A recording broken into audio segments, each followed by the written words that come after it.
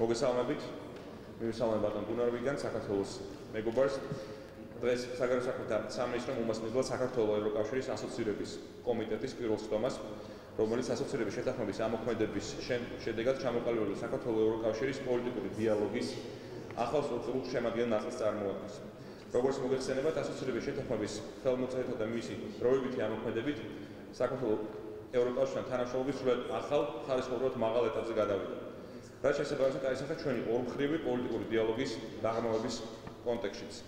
შესაბამისად, დღევანდელი ასოცირების კომიტეტის სხდომის დღის წესრიგით საკმაოდ დაკრიტული იყო და მოიცავდა თანამშრომლობის აქტუალურ საკითხებს ასოცირების შეთანხმებით და ასოცირების დღის წესრიგით განსაზღვრული პრიორიტეტული მიმართულებებით. ამავე დროს, დღევანდელი შეხვედრა განსაკუთრებით მნიშვნელოვანია იმის გათვალისწინებით, რომ რიგი სამიტის შემდეგ მოკლე ხანში გაიმართა და ერთგვარად მოხდა თანამშრომლობის განვლილი პერიოდის შეჯამება და რიგი სამიტის შედეგების გათვალისწინებით ახალი ნაბიჯების განსაზღვრა. განხილულ საქართველოს მიერ ბოლო პერიოდში მიღწეული პროგრესი დემოკრატიული რეფორმების კუთხით, კერძოდ ეს ეხება საარჩევნო გარემოს გაუმჯობესებას, საკონსტიტუციო რეფორმას, კანონის უზენაესობის გაძლიერებას და ადამიანის უფლებების დაცვას. აღნიშნული მიმართულებები ასოცირების შეთანხმების უმნიშვნელოვანეს და ფუნდამენტურ პრინციპებს წარმოადგენს. საქართველოს ხელისუფლებამ მზა და განახორციელოს შესაბამისი ძალისხმევა რეფორმების პროცესის წარმატებისათვის, რაც საქართველოს კიდევ უფრო დაახლოებს ევროკავშირს და შექმნის კარგ საფუძველს მეტი ინტეგრაციისთვის. ამ პროცესში ჩვენ ძალზე ვახასებთ ევროკავშირის ტექნიკურ და ფინანსურ მხარდაჭერას სხვადასხვა პროგრამებისა და ინსტრუმენტების საშუალებით. მნიშვნელოვანია ყურადღება დაეთმოთ დღეს სავიზო რეჟიმის ლიბერალიზაციის საკითხს, დეტალურად განვიხილოთ ქვეყნის მიერ განსახორციელებული დარჩენილი სამუშაო და შევაჯერეთ შემდგომ ნაბიჯები. გვერდით რომ უკვე შემოდგომაზე საქართველოს ეწევა ევროკავშირის ექსპერტთა შემფასებელი ჯგუფი, რომლის შედეგებზე დაყრდნობითაც ევროკომისია მოამზადებს ანგარიშს და ეს იქნება საბოლოო. ვიმედოვნებთ, რომ ამის გახდება იმის საფუძველი, რომ ევროკავშირმა დაიწყოს მუშაობა საქართველოს მოქალაქეებისათვის სავიზო რეჟიმის გასაუქმებლად. შეხვედრისას ჩვენ მიმოვიხილეთ დარგობრივი თანამშრომლობის პრიორიტეტული საკითხები, კერძოდ ენერგეტიკის, ტრანსპორტის, სოფლის მეურნეობის, გარემოს დაცვის, რეგიონალური განვითარების, განათლებისა და ასე შემდეგ და სხვა სფეროებში. შეხვედრის დღის წესრიგის ერთ-ერთ უმნიშვნელოვანეს საკითხს წარმოადგენდა საქართველოში უსაფრთხოების და სტაბილურობის ხელშეწყობა, რაც კიდევ უფრო აქტუალური გახდა ბოლო პერიოდში აღმოსავლეთ პარტნიორობის რეგიონში შექმნილი დაძაბული ფონის, მათ შორის რუსეთის მიერ საქართველოს ოკუპირებული ტერიტორიების ანექსიიდან გადადგმული ნაბიჯების გათვალისწინებით.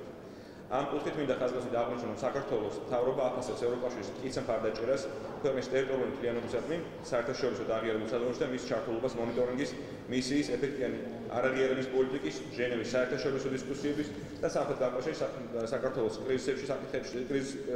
კრიზისის საკითხებში სპეციალური წარმომადგენლის მეშვეობით. განვიხილეთ საქართველოს ოკუპირებულ ტერიტორიებზე არსებული ვითარება, კონფლიქტის მშვიდობიანი გადაწყვეტის მიზნით ხელისუფლებასა და ევროკავშირის მიერ განხორციელებული ძალისხმევა და თანამშრომლობის შემდგომი გზები. შეხვედრაზე ვისაუბრეთ ასევე ასოცირების შეთანხმებით მიღებული სარგებლის ოკუპირებულ ტერიტორიებზე მცხოვრები ჩვენი თანამოძმეებისათვის გაზიარების მნიშვნელობაზე. და ბოლოს შეხვედრისას გავაცვალეთ მოსაზრებები ევროინტეგრაციის საკითხებზე, კომუნიკაციის ინტენსიფიკაციის საჭიროებაზე, მოგეხსენებათ საქართველოს მთავრობას შემუშავებული აქვს ევროკავშირის შესახებ ინფორმაციისა და კომუნიკაციის სტრატეგია, რომელიც წარმატებით ხორციელდება და ამ პროცესში როგორც ჩართულია როგორც მთავრობა, ასევე სამოქალაქო საზოგადოებაც. After having been so often in this ministry to negotiate the association agreement, we have today celebrated our first association committee. This agreement raises our partnership to a new level. We are finally implementing this. We have a situation where many people put into question the value of political association and economic integration with the EU, and I can say this is the most visible and the clearest commitment of the European Union for the territorial integrity of Georgia, for its democracy and for a functioning market economy and rule of law. With regard to the democratic rule in the country, we have discussed today the local elections, and we have discussed the necessity to have the recommendations of the OSCE, and I see that the chair and office of OSCE was today here, to have these recommendations implemented in good time for the next elections in 2016. When it comes to rule of law, we have discussed the reform of the judiciary, the reform of the prosecutor's office, and the way criminal investigations and prosecutions are done, which should be free of any political interference. We have welcomed the reforms initiated by the government in the process of administration of justice, as well as the institutional reform of the prosecutor's office launched end of last year. We have also discussed the implementation of the new national strategy on human rights and its action plan, including anti-discrimination legislation, where good progress has been made. Notably, the new Human Rights Council, which was established, should play an important role in the protection of vulnerable groups. As the Deputy Minister said, we discussed the situation in the breakaway entities in Abkhazia and South Ossetia with the signature of the so-called treaties, and we have reassured Georgia that we will do everything to pursue our efforts to bring this conflict to a settlement and to support better contacts and connections between citizens of Georgia, whether they live on this side or on the other side of the administrative boundary line. The mandate of the EU monitoring mission has been extended, so the monitors will stay here under their mandate until the end of 2016 for sure. We discussed visa liberalization. Impressive progress has been made, as was stated in the recent progress report by the Commission in May. We discussed today the few specific recommendations which will still need to be implemented. Their implementation should help us to achieve our common goal, which is visa-free travel for Georgian citizens.